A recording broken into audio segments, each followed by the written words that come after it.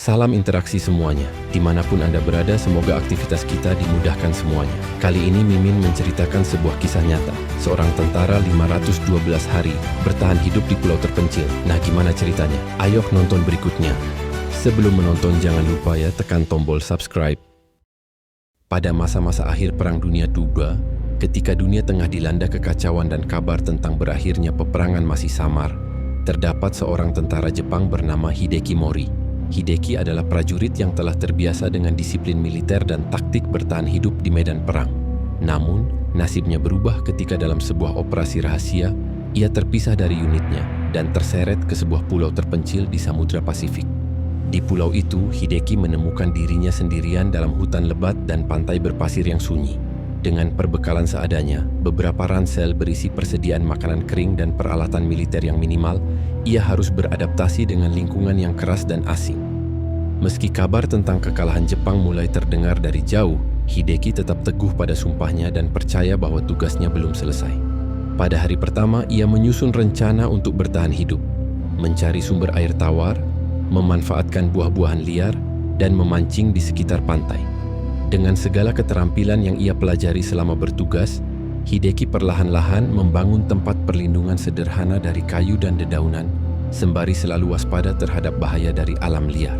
Hari demi hari bergulir, dan Hideki memasuki fase bertahan hidup yang penuh dengan tantangan. Di balik setiap senja yang indah, ia merasakan kesepian yang mendalam. Ia mencatat setiap harinya di selembar kertas kecil, seakan setiap goresan pena menjadi saksi perjuangannya. Dalam keheningan malam, Hideki sering menyalakan api unggun kecil, bukan hanya sebagai sumber kehangatan, tetapi juga sebagai simbol harapan. Setiap asap yang mengepul ke langit adalah pesan bahwa ia masih hidup, masih berjuang.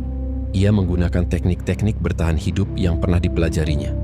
Berburu ikan dengan tombak buatan sendiri, mengumpulkan buah-buahan, dan memanfaatkan sisa-sisa peralatan militer untuk membantu menciptakan alat sederhana. Waktu berjalan begitu lambat di pulau terpencil itu. Hidup Hideki dipenuhi dengan rutinitas yang keras. Pagi hari untuk mencari makanan dan air, siang hari untuk memperbaiki tempat berteduh, dan malam hari untuk menjaga api unggun yang selalu ia nyalakan sebagai penanda harapan. Setiap hari yang berlalu mengukir kenangan pahit dan manis. Ia merayakan hari demi hari, mencatat hingga mencapai angka 511 hari. Dengan keyakinan bahwa di balik setiap tantangan ada secercah kemungkinan untuk diselamatkan. Rasa rindu pada kampung halaman dan rekan-rekan seperjuangannya kerap kali menyapa di tengah sunyi malam, namun semangatnya tetap membara. Di pagi hari yang dingin dan mendung pada hari ke-512, Hideki merasakan getaran yang berbeda. Dengan hati yang penuh harap, ia menggandeng sisa tenaga untuk menyiapkan api unggun yang lebih besar dan strategis. Ia mengumpulkan ranting dan dedaunan kering, membangun tumpukan api yang disusun dengan cermat agar asapnya dapat terlihat sejauh mungkin. Tak berapa lama kemudian di ufuk timur muncul sinar lampu yang melintas.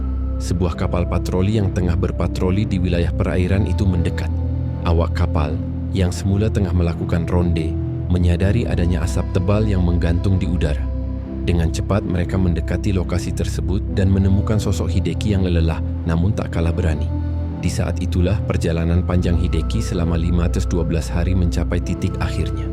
Dia diselamatkan, dan kisahnya pun menjadi bukti nyata tentang kekuatan tekad, keberanian, dan semangat yang tak pernah padam meskipun berada di tengah keterasingan. Setelah kembali ke peradaban, Hideki harus menghadapi dunia yang telah berubah drastis. Namun, pengalaman 512 hari di pulau terpencil meninggalkan bekas yang mendalam dalam jiwanya. Ia bercerita tentang betapa alam bisa mengajarkan arti kesabaran, keberanian, dan arti sesungguhnya dari harapan. Kisah Hideki Mori menjadi legenda di antara para veteran dan generasi muda, mengingatkan bahwa dalam setiap ujian hidup, bahkan di tengah kesendirian dan keputusasaan, selalu ada harapan untuk menemukan jalan pulang.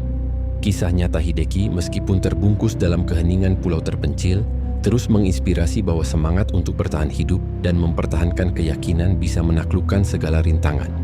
Bahkan waktu yang seolah berhenti selama 512 hari.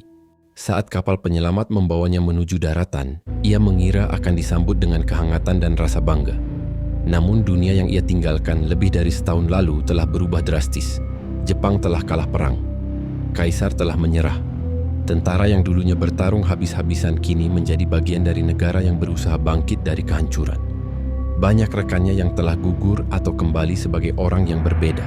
Ketika Hideki tiba di Tokyo, ia hampir tidak mengenali kotanya sendiri. Bangunan-bangunan hancur akibat pengeboman. Jalanan dipenuhi warga yang berjuang untuk bertahan hidup, dan wajah-wajah yang dulunya penuh semangat kini diselimuti kelelahan dan kesedihan. Ia merasa seperti hantu yang kembali ke dunia yang tidak lagi mengenalnya. Hideki, yang dulunya seorang prajurit yang disiplin, kini merasa tersesat. Ia tidak memiliki keluarga yang menunggu kepulangannya. Orang tuanya telah tiada, dan saudara-saudaranya telah berpencar entah kemana. Yang tersisa hanyalah dirinya, dan ingatan tentang 512 hari yang ia habiskan sendirian, bertarung dengan alam. Berbulan-bulan setelah kepulangannya, Hideki mencoba beradaptasi. Ia bekerja serabutan, mulai dari buruh di pelabuhan hingga tukang kayu. Namun setiap malam, pikirannya kembali ke pulau itu, ke suara ombak, ke rasa lapar yang menyiksanya, ke api unggun yang menjadi satu-satunya teman setianya. Orang-orang memandangnya dengan rasa iba dan keheranan. Banyak yang menganggapnya sebagai sisa perang, seorang prajurit yang tertinggal dalam masa lalu dan sulit menerima kenyataan bahwa perang telah usai. Namun Hideki menolak untuk tenggelam dalam keputusasaan. Jika ia bisa bertahan di pulau selama 512 hari, maka ia pasti bisa bertahan di dunia yang baru ini. Suatu hari, dalam perjalanan pulangnya dari bekerja, Hideki mendengar seorang anak kecil bertanya kepada ibunya, "Apa artinya bertahan hidup?" Pertanyaan itu menghantuinya. Ia tahu lebih dari siapapun tentang arti bertahan hidup. Bukan hanya melawan rasa lapar dan kesepian, tetapi juga melawan ketakutan dan kehilangan harapan. Akhirnya, Hideki menemukan panggilannya. Ia mulai berbagi kisahnya. Ia mengunjungi sekolah-sekolah dan berbicara di hadapan anak-anak tentang arti ketahanan, harapan, dan bagaimana manusia bisa beradaptasi dalam situasi paling ekstrim sekalipun. Lambat laun, ia mulai menulis buku tentang pengalamannya. Ia menggambarkan bagaimana 512 hari di pulau bukan hanya tentang bertahan hidup secara fisik, tetapi juga tentang bertahan secara mental dan emosional. Buku itu menjadi inspirasi bagi banyak orang. Hideki Mori, yang dulunya seorang prajurit yang hilang, kini dikenal sebagai simbol ketahanan hidup dan ketabahan dalam menghadapi cobaan. Tahun demi tahun berlalu, Hideki semakin dikenal. Ia mengajar di berbagai tempat, membimbing generasi muda agar tidak mudah menyerah dalam menghadapi kesulitan. Meskipun tubuhnya semakin menua, semangatnya tetap kuat seperti saat ia masih berada di pulau itu. Hingga suatu hari, di usia senja, Hideki kembali ke pantai. Ia menatap lautan yang dulu menjadi musuh sekaligus sahabatnya. Ia tersenyum, menyadari bahwa perjuangannya tidak sia-sia. 512 hari di pulau terpencil telah membentuknya menjadi seseorang yang lebih kuat, dan kisahnya akan terus hidup sebagai pelajaran bagi generasi yang akan datang. Tahun-tahun berlalu, dan Takeshi Mori semakin menua. Rambutnya telah memutih, tubuhnya tak lagi sekuat dulu, tapi semangatnya tetap hidup. Dia menghabiskan hari-harinya dengan damai di desa kecil dekat laut, tempat ia merasa paling dekat dengan alam yang pernah menyelamatkannya. Buku yang ia tulis tentang 512 hari di pulau terpencil telah menginspirasi banyak orang. Generasi muda datang menemuinya, ingin mendengar langsung kisahnya, tentang bagaimana ia bertahan, bagaimana ia menghadapi kesendirian, dan bagaimana ia menemukan kembali harapan. Namun Mori tahu bahwa waktunya di dunia ini tidak akan lama lagi. Suatu pagi, ia berjalan ke pantai seperti biasa. Duduk di atas batu besar, ia menatap laut yang luas. Ombak berkejaran, angin berhembus lembut, dan matahari perlahan naik ke langit. Ia memejamkan mata dan membiarkan pikirannya mengembara ke masa lalu, ke pulau yang pernah menjadi rumahnya, ke wajah-wajah rekan-rekannya yang telah lama pergi. "Aku telah menjalani hidupku dengan sebaik-baiknya," pikirnya. Saat matahari mencapai puncaknya, Mori menghembuskan napas panjang dan tersenyum. Ia merasa ringan, bebas, dan damai.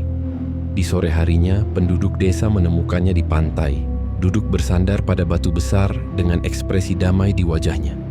Mori telah pergi dengan tenang, ditemani oleh suara laut yang selalu ia cintai. Di dekatnya ditemukan sebuah catatan terakhir yang ia tulis di selembar kertas tua. Bertahun-tahun kemudian, anak-anak di desa masih menceritakan legenda tentang seorang pria yang bertahan selama 512 hari di pulau terpencil dan menemukan arti sejati dari kehidupan. Dan meskipun Mori telah tiada, jejaknya tetap abadi dalam hati banyak orang. Cerita tamat semoga bermanfaat bagi kita semua. Hidup adalah tentang bertahan, bukan hanya dari kelaparan atau kesepian, tetapi dari rasa takut dan putus asa. Aku telah menemukan jawabannya di pulau itu. Jika kau tersesat, jangan takut. Selama kau masih memiliki harapan, kau tidak benar-benar sendirian. Penduduk desa menguburkannya di tepi pantai, menghadap ke laut. Batu besar tempat ia biasa duduk diberi tanda, agar kisahnya tidak pernah dilupakan.